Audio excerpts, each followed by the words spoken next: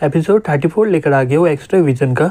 Young कुछ देर के बाद हॉस्टल में आ जाता है। सैंग बोलता है, हे यंग, क्या ये रिंग सुया का है क्या? इसमें तो तुम्हारा हैंडराइटिंग है।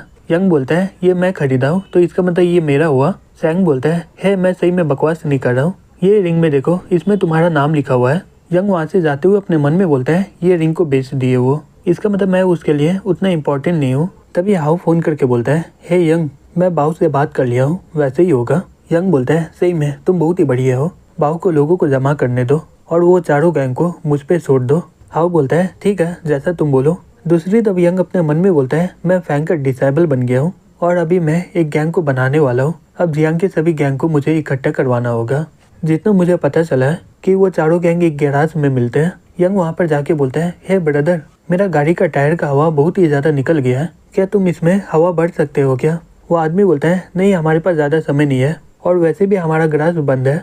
यंग उसे पैसा देते हुए बोलता है, हे प्लीज़, मेरे पास ज़्यादा समय नहीं है। वो आदमी बोलता है, ठीक है, अपना गाड़ी को अंदर में ले आओ, मैं अभी तुम्हारी गाड़ी को ठीक कर देता हूँ। यंग अंदर जाते हुए एक्स्ट्रा विजन का इस्तेमाल करके यहाँ हवा देखते हुए अपने मन में बोलता है, यहाँ पर पहला फ्लोर सर्विसिंग के लिए है, तो इसका मतलब वो लोग सेकंड फ्लोर में होंगे। तभी एक आदमी उसे बोलता है, हे तुम कर क्या रहे हो? तुम्हें पता है ना कि हमारा बॉस यहीं पर है। वो लड़का बोलता है, हे चिंता मत करो, मैं गाड़ी में हवा देके इसे निकाल दूंगा। फिर कुछ देर के बाद यंग वहाँ से जाते हुए अपने मन में बोलता है, चलो ये कंफर्म हो गया कि बिग स्नेक यहीं पर है। कुछ देर के बाद वो हाउ को फोन करके बोलता है, तुम्हें क्या लगता है बाऊ के साइड में कोई जासूस है क्या? हाउ बोलता है, ये बोलना सही में बहुत ही मुश्किल है, लेकिन चिंता मत करो, मैं उनके कम्युनिकेशन टूल में ब्लॉकर लगा दिया हूँ। यंग बोलता है, ठीक है, अगर कोई परेशानी होगा तो मुझे फ़ोन कर लेना। हाउ बोलता है, ठीक है, मैं फ़ोन करूँगा। तभी एक लड़का वहाँ पर आके बोलता है, हे यंग, चलो साथ में बैठते हैं।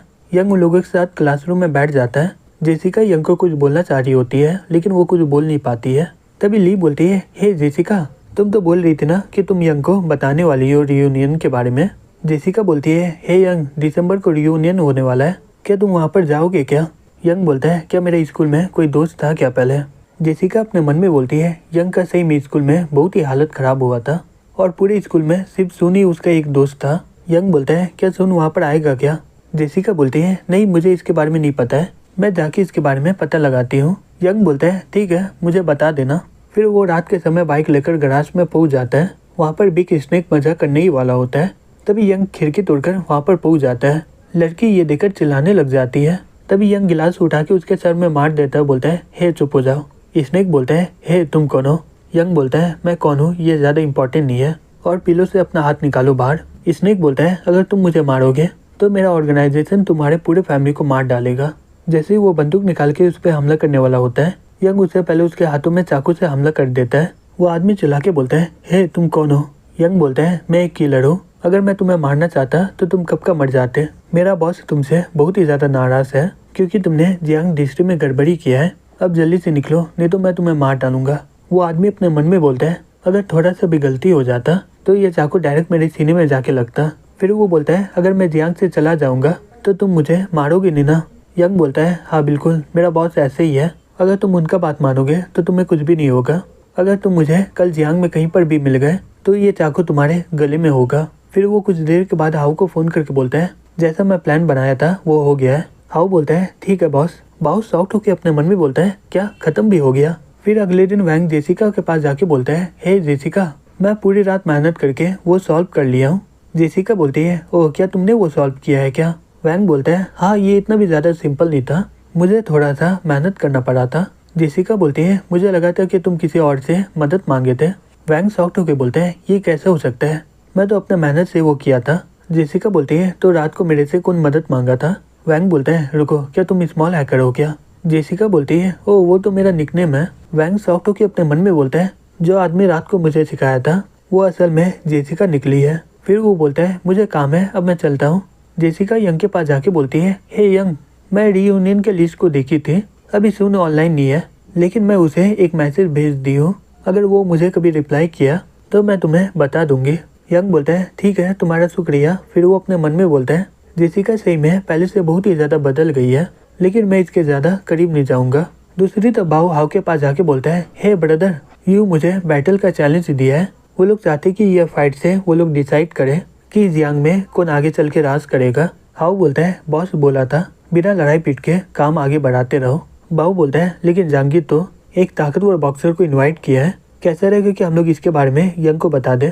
क्या तुम यंग को जानते हो क्या? हाउ बोलता है क्या वो ताकतवर है क्या? फिर वो अपने मन में बोलता है मुझे पता है कि बॉस बहुत ही ज़्यादा ताकतवर है, लेकिन वो कभी भी लड़ाई में पार्टिसिपेट नहीं करेगा। बाऊ बोलता है इस बारे में भूल जाओ, वो तो पहले ही बोला था कि वो इस मामले में पढ़ने वाला नहीं है। हम लोग ये चैलेंज के लिए किसे चुने? हाउ बोलता है मैं जाऊँगा उससे लड़ने के लिए। फिर हमें फाइट का दिन दिखाया जाता है। हाउ यंग को इसके बारे में सब कुछ बता देता है और बोलता है ये बॉक्सर सही में बहुत ही ताकतवर लग रहा है, अगर मैं वापस नहीं आया तो मेरे मम्मी को संभाल लेना। यंग बोलता है हे तुम क्या बकवास कर रहे हो, अगर तुम जिंदा रहोगे तो हम लोग बाद में और भी गैंग बना सकते हैं, तो तुम्हें ये फाइट लड़ने की कोई ज़रूरत नहीं है। लेकिन हाउ उसे इग्नोर करके लड़ने चला जाता है और वो आखिर में किसी तरह वो मुकाबला जीत जाता है। दूसरी तरफ हमें लिन को दिखाया जाता है। एक लड़की बोलती है हे चलो चलते हैं, नाइट क्लब में आके तुम्हें सही में बहुत ही मजा आने वाला है। लिन उसे देखकर अपने मन में बोलती है याहू तो सभी के सामने अपने बॉयफ्रेंड को किस कर रही है। तभी याहू बोलती है हे लिन ये मेरा बॉयफ्रेंड है और ये है काई, ये इस बार का ओनर है। काई बोलता है चिंता मत करो और ये पीना स्टार्ट करो, यहाँ पर कोई भी तुम्हें टच करने का हिम्मत नहीं करेगा। लिन बोलती है मुझे माफ करना, मेरा आज रात को क्लास है इसलिए मुझे जाना पड़ेगा अभी। काई बोलता है क्या इतना जल्दी? लिन बोलती है आज सही में मेरा क्लास है, मैं अगली बार आ जाऊंगी। काई बोलता है क्या तुम क्या बकवास कर रही हो? लिन अपने मन में बोलती है अब मैं क्या करूं, मैं यहाँ से भाग भी नहीं सकती हूँ, मैं जब भी मुसीबत में होती हूँ वो किसी न किसी तरह मुझे बचाने के लिए आ जाता है। फिर वो बोलती है हे ब्रदर काई, मैं सर को फ़ोन करके बता देती हूँ कि आज मैं आ नहीं पाऊंगी।